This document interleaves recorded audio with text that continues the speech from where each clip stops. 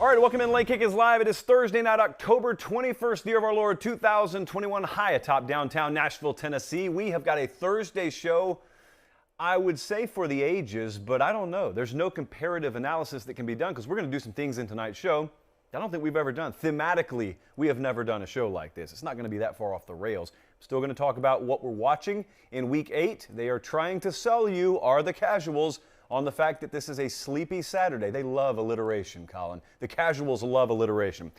Well, sleepy Saturday just normally means you get woken up in a complete and total panic when there's a big 3-touchdown underdog about to pull an outright upset. Don't sleep on Saturdays. That's what God made Monday through Friday for. Don't sleep on Saturdays. We're going to talk about the LSU coaching search tonight. First time we've ever really done it since Ed Orgeron got fired.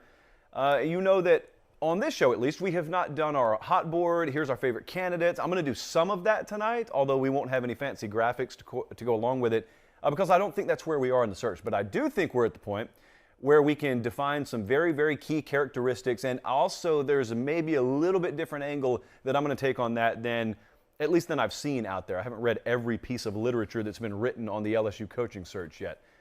Speaking of literature, May 21st, I want to say, May 20th or 21st was the date. It was in the spring, and we were just doing some fun housekeeping sort of content on Late Kick, and we were talking about Kirby Smart and Dan Mullen, and I made a very passive comment. I mean, it was literally in passing. It was not the focal point of a segment. We didn't build everything around it, but some of you latched on to it for whatever reason. Normally, the stuff that I think will get traction here doesn't, and the stuff that's just kind of throwaway, it ends up going all over the place. So one of those things that I thought was a throwaway that went all over the place, we're going to revisit it tonight. Because I've forgotten about it, to be honest with you, but some of you hadn't. And so you brought it to my attention the other day, and I said, we got a Thursday show to fill, don't we? All righty then. So we're going to do that tonight. Also, Renaissance Tour is headed to Tuscaloosa Saturday. Now, I know a lot of you are looking around and you're saying, why don't you go to Iowa State, Oklahoma State? Why aren't you at Indiana, Ohio State? Well, like I said, I've got to be here tomorrow, here meaning Nashville, because we got some stuff to do, so I needed to be within driving distance. Having said that, which is a phrase I'm trying to eradicate from the show because I said it 7 times last show. So after saying that, do you know what's on deck next week?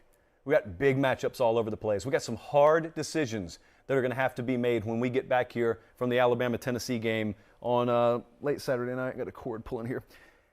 And what I mean by that is Penn State's going to Ohio State. We got Michigan State. If the Wolverines take care of business Saturday, that's going to be an undefeated matchup. We've got Georgia, Florida in Jacksonville. I rarely ever miss that game. We've got Ole Miss going to Auburn. What if Ole Miss beats LSU? They're a 9-point favorite. I mean, that could be a huge SEC Western Division matchup. So, yeah, we got some big decisions to make. So hang with me on that. Also, some very good news about the podcast. The Late Kick podcast, which, believe it or not, is different than what you're watching right now if you're on YouTube. So I'm going to talk about that at the end of the show because we don't want to front load with housekeeping notes. So let's dive in. Saturday is almost upon us. Week 8 is almost upon us. App State already beat Coastal Carolina last night. And we're not really doing a segment on it because it was kind of expected. But I'll tell you what I am watching and what we could learn this Saturday. I want you to first keep an eye on this Ohio State game. Didn't talk about it a whole lot the other night. Indiana is playing host to Ohio State. Buckeyes are coming off the bye. The line on this game right now is 21. Buckeyes minus 21. Since the Oregon game, which in all likelihood, unless you are an Ohio State fan, is the last time you watched Ohio State play, they have beaten in order Tulsa 41-20, Akron 59-7, Rutgers 52-13, and Maryland 66-17. Notice they have not given up more than 20 points. And I can't off the top of my head recollect if any of those were defensive in nature, but they have not given up as a team more than 20 points. And so you've got one of two ways you can look at this right now. Either all of the early season and really latter 2020 issues in the secondary, it's all been rectified, or to a large degree it's been rectified, or maybe they haven't faced a team that could throw the ball on them, and maybe the problems are still there, or it could be somewhere in between. They did make some staff changes too.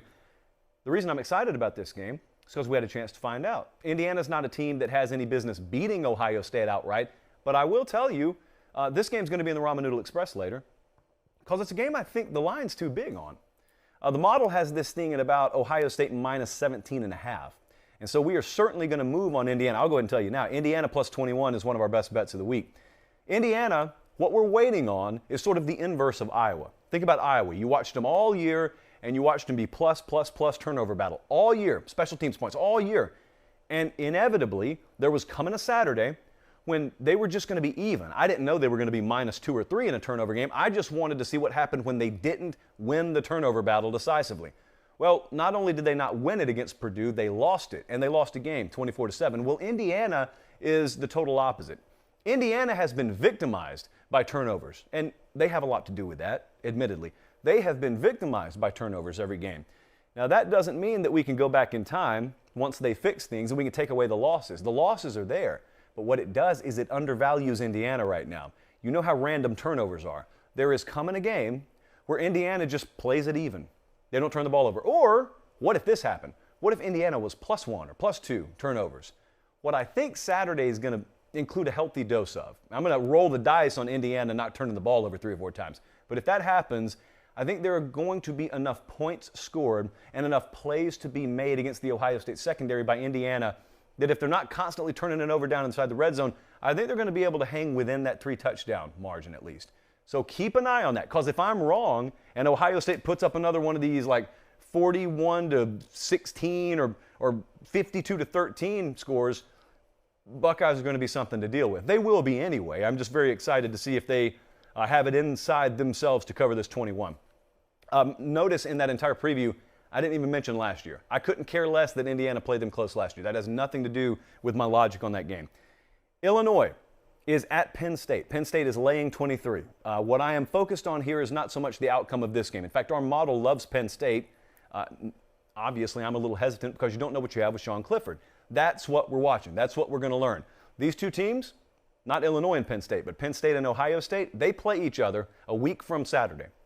And so everyone's wondering, in State College and beyond, what is the status of Penn State quarterback Sean Clifford? He had to exit the Iowa game. They had a bye week at the perfect time. Couldn't have drawn it up any better, given the circumstances. And now they come out of the bye week, but in practice this week, whereas the Penn State beat up there really didn't expect to be able to see anything, Sean Clifford was out there taking reps with the ones, and he was going through drills. I was reading over on Lions 24/7, the practice reports over there. They were kind of surprised that they were allowed to see what they saw. And then James Franklin, in his press availability up there, when asked, is this the first time he's thrown all week? He said, nope.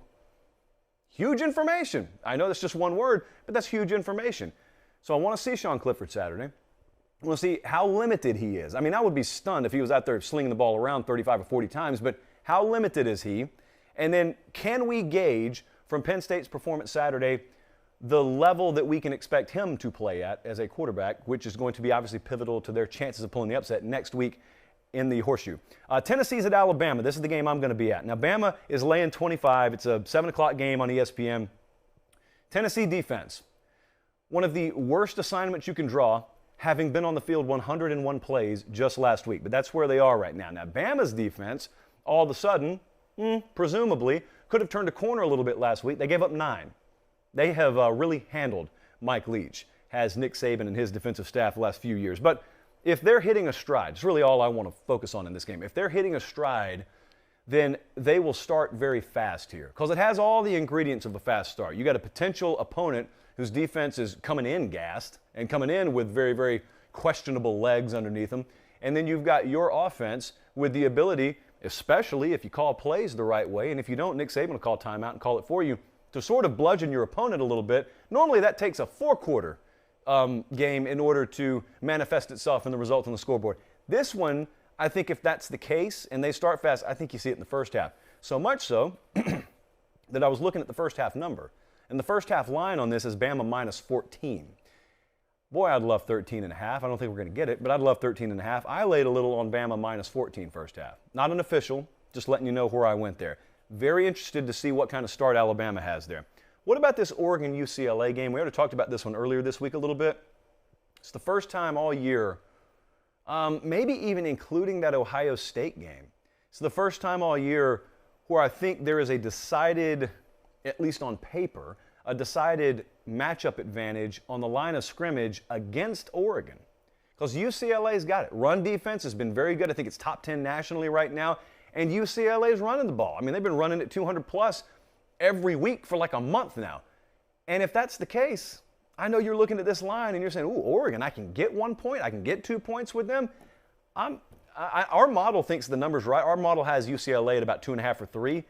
I'm just looking at those and I'm wondering, here's what I'm wondering. I'm wondering where the advantage comes for Oregon, because where you want it to come from is quarterback. But that would require the guy who the home fans were booing just last week to really rise up on the road. Now, I am not some believer that Anthony Brown's a bum and you can just cast him aside and they can't do anything with him. But what I am saying is, without a run game, when UCLA can kind of gear up and know that they can probably stop the run with standard personnel and not have to dedicate extra guys to the box, can Anthony Brown still win that game for you? That's probably the way it's going to have to happen for Oregon. And when you've also got the other side in UCLA, ability to extend drives, ability to stay on the field, move the chains, grind you and grind the clock, that's Oregon football. They play the style that Mario Cristobal wants to play. So that one's going to be interesting to watch. And the last one I wanted to retouch on is Clemson at Pitt.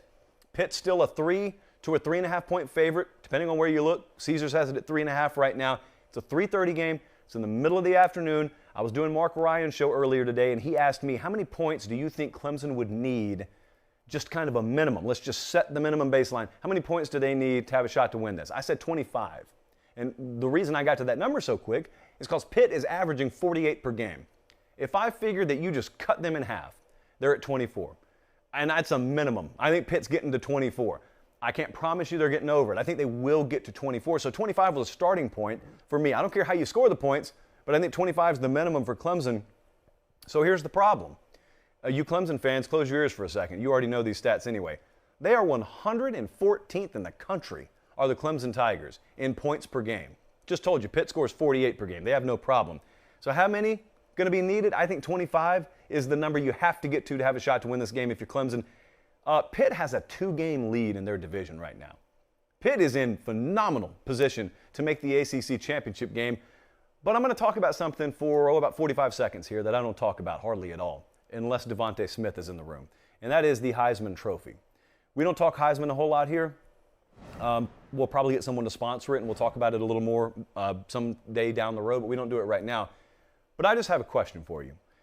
I hear every single playoff ranking show, I hear every single December, every single January, every single year that comes around, there is a group of college football fans that express the same sort of sentiment, and that is, we are tired of the select few. We're tired of Bama or Ohio State or Clemson. We're tired of the same teams running away with things.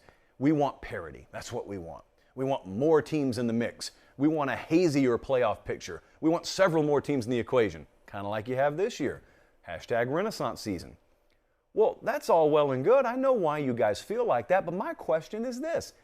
Why do you want the opposite with the Heisman race? Right now, you have no clue who the front runner is. Even Vegas doesn't know. I mean, they've got Bryce Young in this thing. Kenny Pickett for Pitt is in this thing, who I was about to mention. Certainly, you got C.J. Stroud. Matt Corral. Here's how muddy the water is right now. Caleb Williams has played like 6 quarters. There are people, I heard Herb Street last week say, I think he's going to be in New York City. No one has the slightest clue where the Heisman race is, and yet I'm being told it's boring. I'm being told, oh man, this kind of sucks because no one's running away with it. No one's had their Heisman moment. 2 most overrated words in the college football dictionary, by the way, Heisman moment.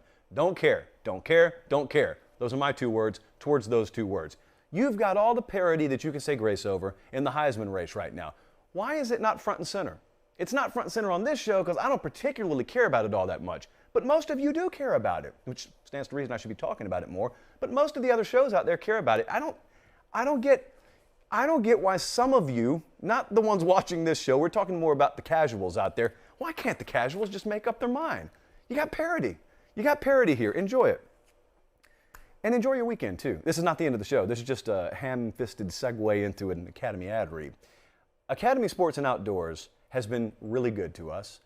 By the way, I'll be in Tuscaloosa Saturday, and I will have a pocket full of Academy gift cards. First come, first serve. Be respectful. Be mindful of everyone's personal space. Don't just be running up on me. But I'm going to have some Academy gift cards because, like I told you last week, I asked them for some free stuff, and they said, here's some free stuff. They're the Hokies over there on the screen, by the way. So Academy Sports and Outdoors has long since established themselves in this program as your one-stop shop for all of your tailgating needs. But also, you got to keep in mind as the seasons transition, Notre Dame is a perfect example. USC, one of their players, I tweeted it out today. I can't remember who it was. One of their players, I mean, I kid you not, in the middle of a game week, one of their players is being interviewed by the USC beat writers. And they asked him, what do you think about playing in cold weather? And he said, well, cold weather, what are you talking about? What's the temperature going to be? And they said low 40s, and he gasped. Oh, what? What? Yeah, so the weather.com app, not exactly functional on all the phones of the USC players.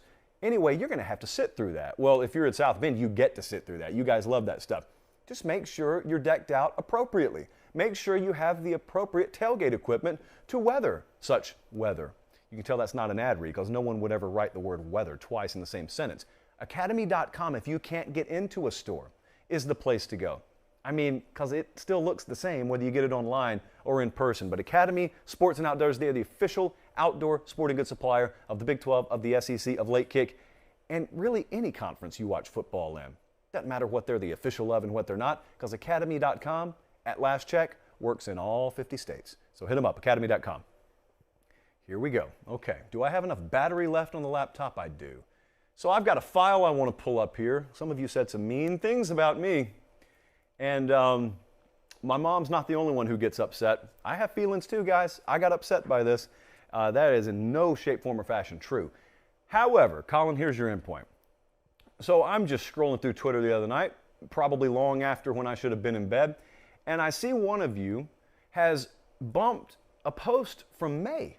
And it was from a segment that we did in May. And I said, what is this? This date's a long time ago. I don't even remember saying this. Well, where were you on May 21st? Because I'll tell you what we were apparently doing on this show. We were talking about Dan Mullen, and we were talking about Kirby Smart. And if you're listening on podcast right now, thank you. One of the top 10 football podcasts in the world as of this week. Thank you. But if you're listening, let me read for you what the viewers on YouTube are seeing. This is called a quote edit. Ted Hyman pumps out like 100 of them a day over here at 24/7. Does a really good job. Well, this is the one he pumped out of what I thought was a throwaway line. I thought nothing of saying this on Late Kick. What I said was, quote, there are some Florida fans who would trade Dan Mullen for Kirby Smart. There ain't a Georgia fan walking the planet who would trade Kirby Smart for Dan Mullen. So innocuous. And you know how rarely I use that word. It's so innocent. That's common sense. That was like me saying, I think the sun's going to rise at 6:52 a.m. It's just a fact. There's no Georgia fan in his or her right mind that would trade Dan Mullen for Kirby Smart. I knew Florida fans. I was quoting unnamed Florida fans who had told me they would trade Dan Mullen for Kirby Smart. So this, I thought nothing of saying. Well, I said it. And then our graphics and editing department did what they do. And then this went out over the interweb. And then all of a sudden, we were viral. And this is not the period of time that you really want to say such a word, but we were viral in the best of ways or worst of ways, depending on your perspective. So this goes out.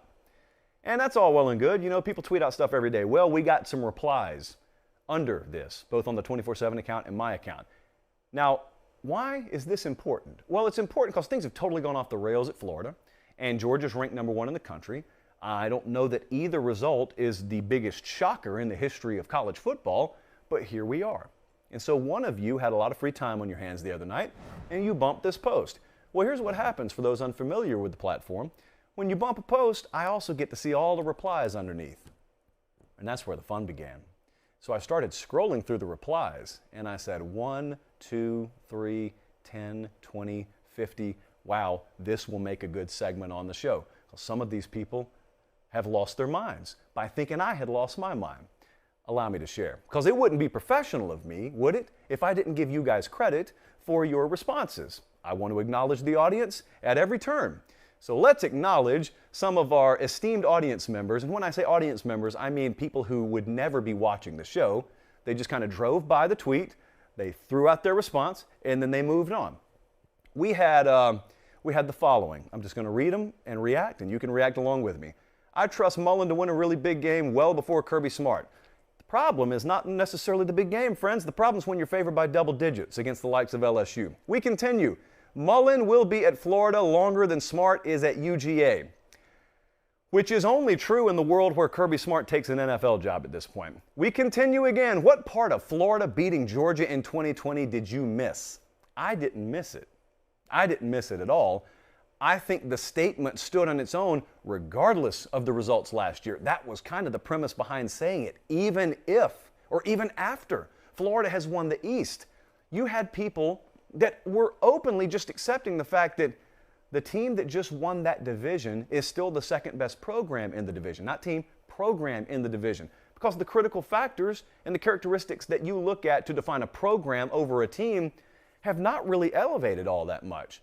I see Kyle Trask, he's good. Where's he going? Who's replacing him? I see Kyle Pitts, he's good. Where's he going? Who's replacing him? A lot of question marks in those blanks, as it turns out. Let's just roll on here, because it gets better and better. Give it a couple of years, they say, until Mark Richt 2.0 has made himself apparent in the form of Kirby Smart. Smart is underachieving given the talent he has recruited. Well, I'm looking at the record right now, and this is as big a goose egg in the loss column as I have seen. Now, of course, this mentality would lead you to believe that if Kirby Smart goes undefeated regular season and they make it to the national championship game and they lose by 3, that means he's underachieved. Which, of course, is insanity, but that kind of mentality, someone, in other words, who's misguided enough to say this is certainly misguided enough to think that. Here's one of my personal favorites. You just be saying, just to say it. That's our in-house editing. That's how we censor things around here. Now, I am partially guilty of that, but not in this particular case. What are you smoking? Can I get some of that? Because it's some primo stuff. Colin? Do you know my deal? You know my supplier? Because I don't. I have no clue whomst he or she is. We continue. Who in their right mind has said this? Your own fan base. That's who I was quoting, friend. LOL, STFU. Acronyms aplenty in this one. There are no Florida fans who want Smart over Mullen. Hashtag false. Because you're a moron, and morons don't know much about football, Josh Pate, you are exactly what's wrong with the current state of media. I am the enemy in Gainesville because I'm the one who didn't have you ready 2 years in a row to play LSU. Is there a coach who is as bad as Kirby Smart but gets as much love as he does from freaks like Josh? I actually am not seeing this for the first time until now. Let me regroup here. Colin, when's the last time I got called a freak? And this has several connotations. And to be honest, I don't fit any of them. So let's reread this. Let's re-rack it, as they say in the biz. Is there a coach who is as bad as Kirby Smart but gets as much love as he does from freaks like Josh in the recruiting industry that have no idea about actual football? Probably not.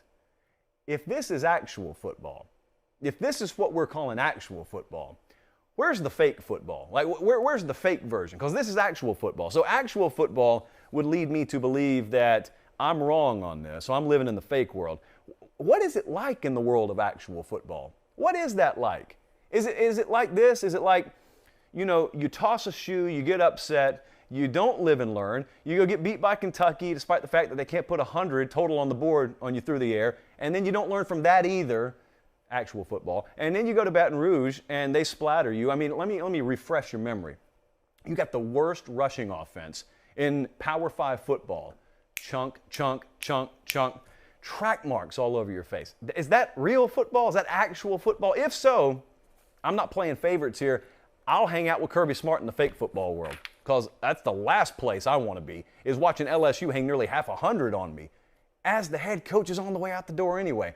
These are just some of the many quotes that I had that I got the pleasure at this point of scrolling through the other night. And to be honest with you, I was not going to do this segment, but I had a lot of encouragement from certain message boards out there. Then I saw this. So that was only part of the fun I wanted to have. So then I'm on that same platform that really does nothing but get me in trouble. And I saw something out of Jacksonville yesterday. I believe it was yesterday, as we sit here and talk live Thursday. And I can't remember what radio station it was down there. But it's not necessarily important because this is not the first time I've seen or heard this sentiment expressed. But the expression essentially was the recruiting expectations are too high at Florida. So here's what's happening. Dan Mullen does not recruit at a high level. That's established. We all get that. Even his defenders do not hail him as some great recruiter. They would merely tell you he'll win on Saturday as long as he's in the ballpark talent-wise. Debatable, but I understand where that comes from. But Dan Mullen's not an elite recruiter, and at least on the outside looking in, it doesn't appear that he's made a ton of aggressive moves to rectify that. Now that's a problem that's separate, but what was said, and this is not an isolated statement, I've heard several people say this, oh, the expectation level's too high, because Florida fans don't like it, nor should they. They will not settle for it, nor should they. I'm right there with them. You got some folks saying, as the University of Florida, you shouldn't be expected to recruit at as high a level as Kirby Smart is at Georgia, which, as we all know, is also asinine. To that, I responded this. What would Kirby Smart do if he were at Florida? If the answer is he would recruit pretty much the same, then your expectation isn't too high, because that means the limiting factor is not your internal resources and your state of being as a program. The limiting factor is the guy currently in the driver's seat and the changes that he is either unable or unwilling to make. Either way, it's a problem. But I looked at that and I said, how in the world would Kirby Smart be any different if he were at Florida? Florida's not the problem. And by the way, have we forgotten what Urban Meyer did at that same university the moment he walked in? Urban Meyer came from Utah. Utah's halfway to Japan, and he came in having no direct correlation to the region. Urban Meyer hadn't been to Florida for anything more than a vacation in his life. He didn't even have ties down here, and he dominated in recruiting. Were the expectations too high? What are we talking about? So then I had someone who, at the very least, backed up their response with logic and data. I had someone come back, and they said, well, I don't know that Kirby Smart would do as good if he was at Florida, because there is a misconception that there's more talent around the University of Florida than there is around Georgia. And then he showed the scatter plot, he showed the data points, and if you're going to disagree with me, but you bring logic-based reasoning to the equation, I will never hate on you. I'll never bash you. I can respectfully disagree with it, and I respectfully disagree with this, only because I don't think geography with a cat like Kirby Smart or Nick Saban or Ryan Day is a limiting factor at all. State lines might as well not even exist. Like Kirby Smart's every bit as effective going into Texas as he is going into Kennesaw. That's the nature of a national alpha recruiter. There are only a few of them out there now, but they are the exception to the rule. Kirby Smart's the exception to that rule. Nick Saban is the exception to that rule. So what Kirby Smart would do is he'd go to Florida and he'd destroy it. He'd tear it up, just like he is at Georgia right now. And then as I was scrolling throughout this entire landfill of replies that I had on that tweet, of course you had the usual, well, you know, Kirby is not as good an X's and O's coach as Dan Mullen. Let me suggest something. That can be true. For all I know, that can be true. I know most people think that. A couple of things can be reality here, though. That can be true, and the people saying it also have no earthly way to prove it, no earthly way to diagnose it. And what I've always made this akin to is, like if I were watching a space shuttle and it couldn't get off the launch pad, I could say, those idiots at NASA, they screwed up again. They don't know anything about actual rocket science. And I mean, technically, I guess I'd be right because they were supposed to get the rocket into space and it didn't take off right. But do you know what it would be like if I sat down with one of them? I mean, they wouldn't even get past the instruction manual of the knowledge that exists in their head before I'd have saucers for eyes. And likewise, you could, for all I know, be right when you tell me Dan Mullen's a better X's and O's game day coach. I'm about to tell you why it's irrelevant in a second, but you could be right when you say that. But most of the people that I hear say that to me are wholly inequipped to actually get on a grease board or turn the lights down and get in the film room and take the laser pen and actually diagnose it for me. So usually I dismiss that, even if there's a chance it's true. Here's why I don't really care. I've always thought in this particular comparative analysis of Dan Mullen, Kirby Smart, I've always thought it was kind of misguided. Like I've always thought to myself, if I got an A or a B, a side I'd rather be on in that equation, I'd rather be on the side of Kirby Smart. Like if you're telling me that one guy's a great game day tactician, but the other, he's an all-world recruiter who's also a pretty good coach in his own right, I want to be on the side where the better players are. Because if I put Richard Petty in a station wagon and I put you in the monster truck, guess how much it matters that he's a better driver than you? It really doesn't. This is not chess. This is football. You get to hit people. You get to knock people over. You get to run at people. There is a physical element. When you're consistently bigger and faster and stronger than the other guy, it's not a guaranteed win, but it's absolutely the side I'd rather be on than the alternative where everything has to go right and I got to thread every needle. No thanks. Especially when I'm at Florida, where it shouldn't be that way to begin with. I shouldn't have to thread the needle. I shouldn't have to wring every ounce of liquid out of the sponge. I'm Florida, man. I've had #1 recruiting classes here, and nothing's changed. The expectation isn't too high. The current leadership's not good enough. The current product's not good enough. Let's move on. That game's happening next week. It's not even a Georgia-Florida preview. I fear that the Georgia-Florida preview could go sideways. That's why I wanted to talk about it in a more abstract view tonight. The LSU coaching search rolls on, not nearing a conclusion per se, but rolls on nonetheless. I wanted to touch on this for a couple of minutes. There are two non-negotiables that I see here. What you have to do if you're trying to hire someone is before you just go out there and you start looking at resumes and you like this one, and this one, you got to define the critical factors, the critical traits, the characteristics that you're looking for. Following this coaching search as close as we're going to be following it, let me tell you the two that I think are paramount, above and beyond, and I think this is exactly what's being expressed by Scott Woodward and his very, very, very close circle of like one maybe, when it comes to what they're looking for. #1, this is a non-negotiable. You have to have someone who is all about structure, all about organization, and it's proven. Someone who has a proven organizational model and someone who is proven in building structure. When Saban came there, it's not that he just got a bunch of great athletes. It's not that he built a fence around Louisiana. He brought an NFL structure in there. So much so that I'm a believer, and some people in the scouting world are a believer, that Les Miles and even Ed Orgeron were still benefiting from the structure that was put in place, in some cases over a decade after Saban left. That's how sound the structure he built there was. You got to give me that. It's a non-negotiable. #2, to me, this is also a non-negotiable. You got to have someone who meshes with the culture there. I'm not telling you got to have someone from Louisiana.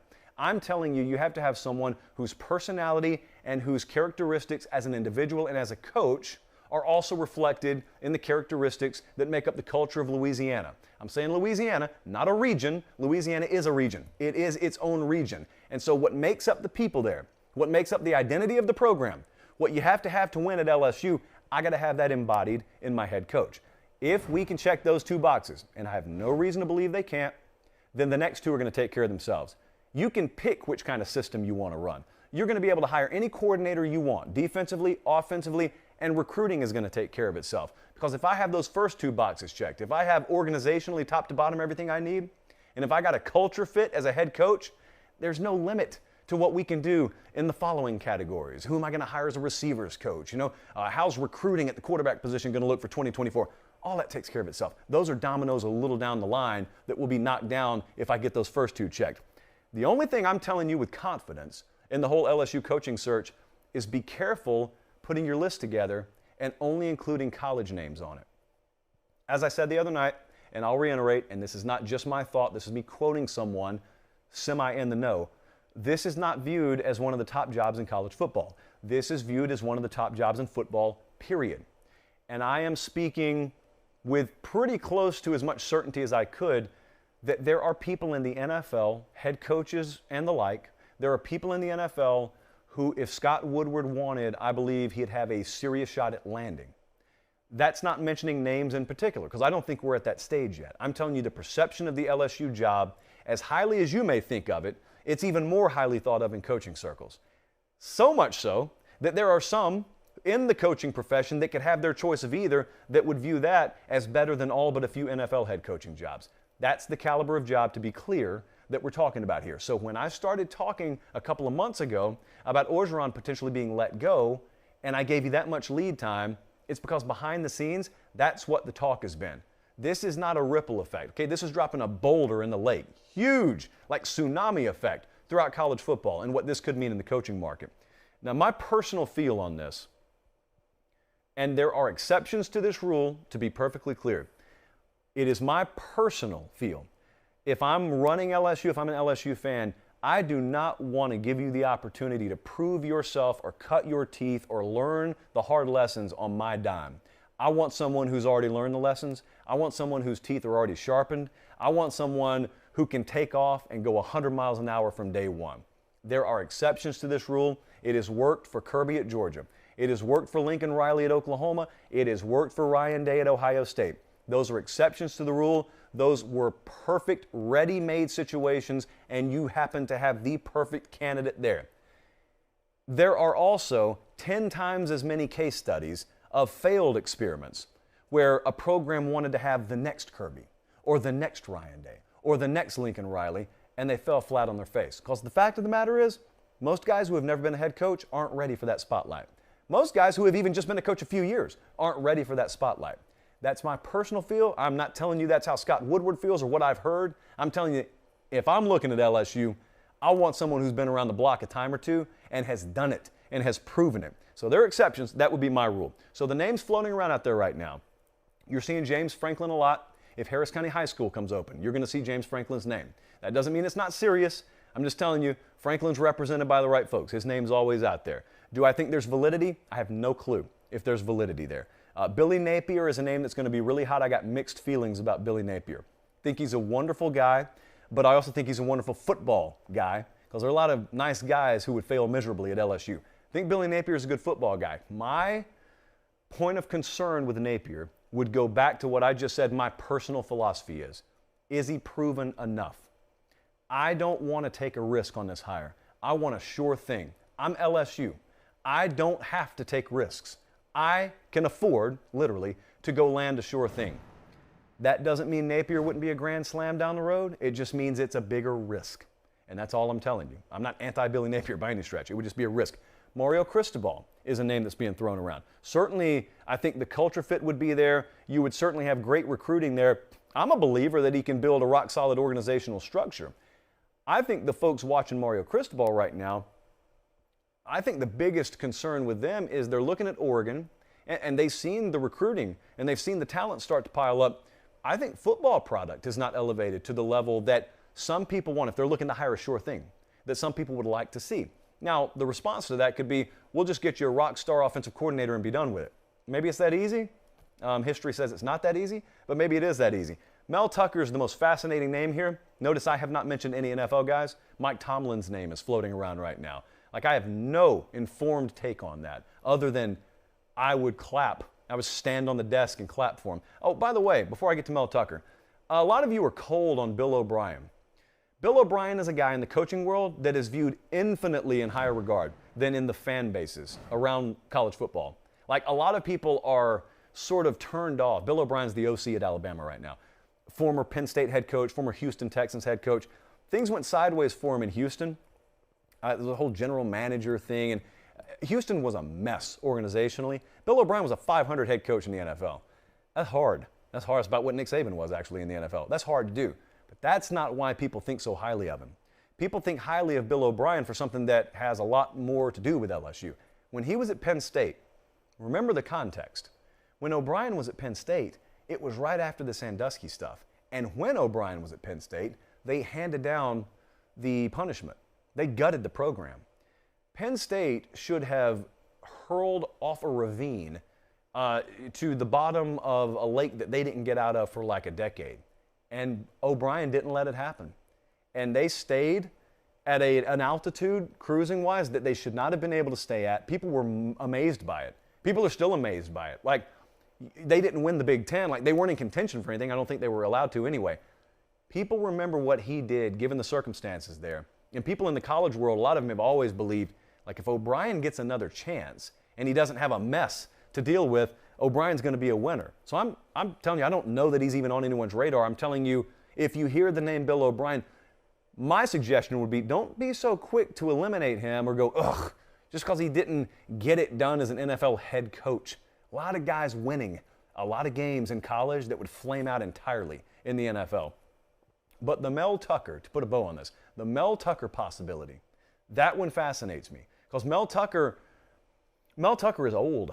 He's like in his 40s or 50s. Like, he's been around. He's been around a while. Only recently has he got his shot as a head coach, and he's kind of rocketed up a lot of people's boards pretty quickly. So on one hand, I've told you I want someone who's shown a long track record of sustained organizational development. Well, Mel Tucker doesn't have that. But Mel Tucker's also not a 29 or 30-year-old head coach. Mel Tucker's been around some of the best. He's worked for Saban. He's worked for Kirby Smart. Now he's doing his own thing, And he's also shown, at least in short term, the ability to own the transfer portal. There's no other way to put it. He's owned the transfer portal. I would suggest you be patient with Mel Tucker, because Tucker's sample size is going to be small no matter what. Mel Tucker's got a pivotal stretch coming up. They're going to play Michigan. They got some big games coming up. And so most of the juice behind Mel Tucker's name, like it or not, is going to be predicated on what he's doing in 2021. I'm not a huge fan of that formula, but that's what it's going to be predicated on. Mel Tucker's seriousness in the minds of many will probably be determined over the next month or so of this football season. So that's where the LSU coaching search is. It's a very good thing that there's not a lot of information to be had out there. Okay, we got to wrap this up, and we got to do it with best bets. I feel too confident about these, to be honest with you, but here we go. Notre Dame -6.5. That was the first game we moved on. We still like it at 7.